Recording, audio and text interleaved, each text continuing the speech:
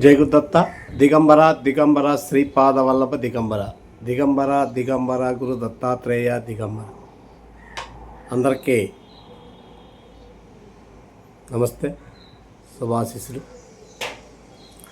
అందరూ బాగుండాలని కోరుకునే మీ విశ్వానంద భారతీ దత్తస్వామి, పిఠాపురం. శ్రీపాద శ్రీవల్లభ స్వామి అనుగ్రహంతో పిఠాపురంలో శ్రీ పవన్ కళ్యాణ్ గారు డిప్యూటీ సీఎంగా ఈ పిఠాపురాన్ని వెళ్తున్నారు. అలాగే రాష్ట్రమంతటా కూడా వారు పర్యటిస్తూ మంచి గొప్పగా పరిపాలన, అడిగినోళ్ళకి లేదనుకుంటూ అన్నీ ఇస్తూ పరిపాలన చేస్తూ ఉన్నారు.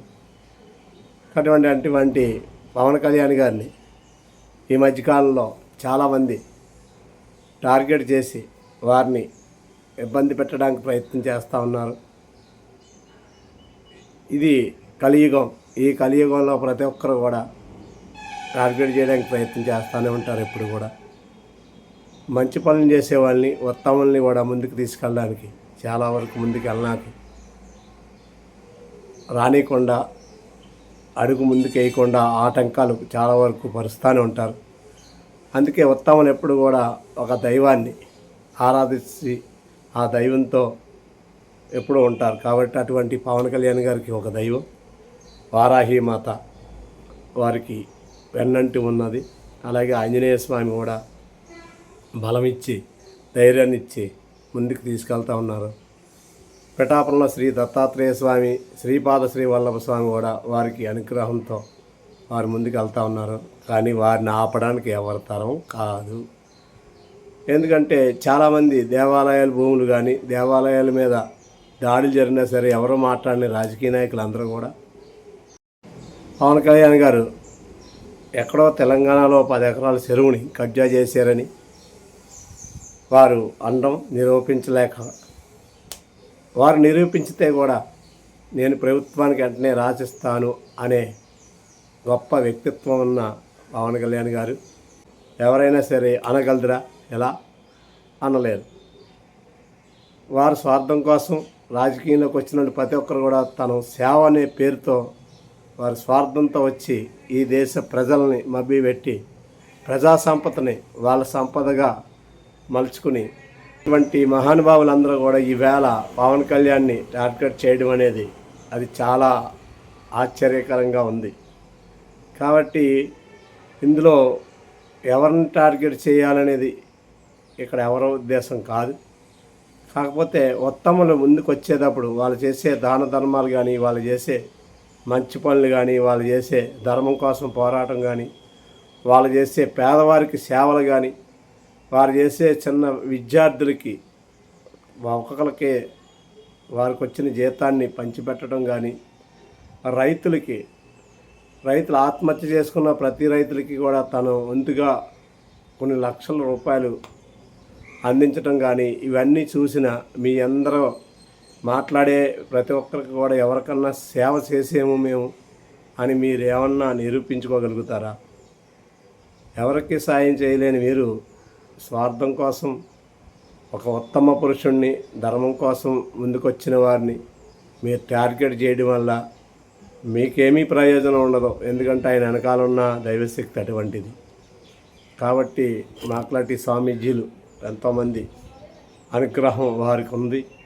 సనాతన ధర్మం కోసం పోరాడే ఎవరికైనా సరే మా స్వామీజీలు అందరూ అనుగ్రహం ఉంటుంది. కాబట్టి వారిని టార్గెట్ చేసినంతట్లోనూ ఏమి అయిపోయేది ఏమి లేదు. మా స్వామీజీల అందరి ఆశీర్వాదం వారికి పూర్తిగా అందజేయడం జరుగుతుంది.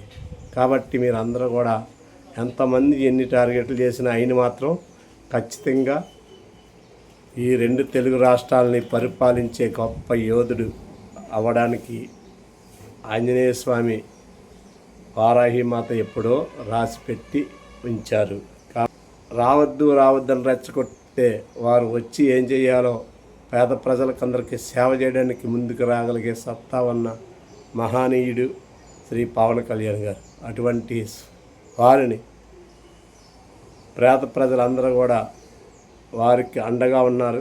కాబట్టి ఇప్పుడున్న పార్టీలన్నీ కూడా పేద ప్రజలు చేసింది ఏమీ లేదు. కాబట్టి పేద ప్రజలందరూ కూడా పవన్ కళ్యాణ్ భావజాలాలు నచ్చిన ప్రతి ఒక్కరు కూడా వారితో ఉండి వారి వెనకాల ఉండాలని కోరుకుంటూ, వారు సనాతన ధర్మం గురించి మాట్లాడుతున్నారని వారిని టార్గెట్ చేయడానికి ప్రయత్నం చేస్తున్నారు. చాలామందిని చూస్తున్నాం.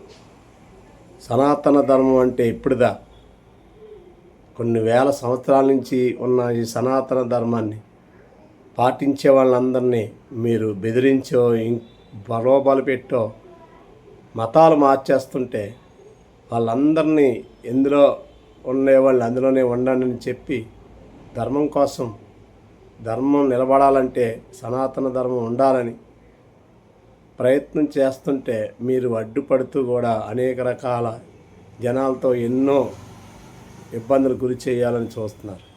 కానీ ఇది ఎప్పటికీ సాధ్యం కాదు. ఎందుకంటే అమ్మవారి అనుగ్రహం పూర్తిగా పవన్ కళ్యాణ్ గారికి ఉంది. పిఠాపురంలో శ్రీపాదవల్లభుడి అనుగ్రహం ఉంది. మా స్వామీజీల ఆశీర్వాదం ఉంది. ఎంతోమంది యోగుల ఆశీర్వాదం ఉంది. పేద ప్రజల ముఖ్యంగా నీరు దాహార్తి తీర్చడానికి కూడా తీర్చలేని మీ ప్రభుత్వాలు, ఆయన ప్రభుత్వంలో లేనప్పుడు కూడా దాహార్తి కోసం నూతులు బోర్లు తవ్వించి వాళ్ళందరికీ దాహార్తి తీర్చిన వాళ్ళందరి ఆశీర్వాదం ఉంది. అలాగే ఈ మధ్యకాలంలో డిప్యూటీ సీఎం అయిన తర్వాత ఎండాకాలంలో జీవరాశులకి నీరు పెట్టడం కోసం ఎన్నో ట్యాంకులు పెట్టించి నీరు పెట్టి వాటికి అన్నిటికి దాహార్తి తీర్చిన ఆ పవన్ కళ్యాణ్ జీవరాశి ఆశీర్వాదం ఉంది. ఎంత ఆశీర్వాదం పొందిన ఉత్తమ పురుషుడిని మీరు ఎప్పుడైనా సరే టార్గెట్ చేస్తే ఖచ్చితంగా మీరందరూ కూడా మీరు ఉత్తములకి సాయం చేయండి. లేదంటే మాట్లాడకుండా మీ పనులు మీరు చేసుకోండి. అంతేగాని టార్గెట్ మాత్రం చేయకండి. తప్పు చేస్తే ప్రశ్నించండి, ఏమీ తప్పులేదు. ఆయనే చెప్తున్నాడు, నేను తప్పు చేస్తే ఖచ్చితంగా నన్ను అడగండి, ప్రశ్నించండి అని. అలాంటి ఉత్తమను పట్టుకొని మీరందరూ అనేక టార్గెట్ చేస్తే ఆ పాపము తినే పోదాం. ఇది మీరందరూ కూడా చాలా జాగ్రత్తగా ఆలోచించండి. అందరూ బాగుండాలని కోరుకునే పవన్ కళ్యాణ్ గారి భావజాలాలు నచ్చిన ప్రతి ఒక్కరు కూడా వారితో ఉండి వారి వెనకాల ఉండాలని కోరుకుంటూ, పవన్ కళ్యాణ్ గారు ఎప్పుడు కూడా ఆయురారోగ్యాలతో ఎప్పుడు ముందుకు వెళ్ళాలని కోరుకుంటూ, జై గురుదత్త, జై గురుదత్త.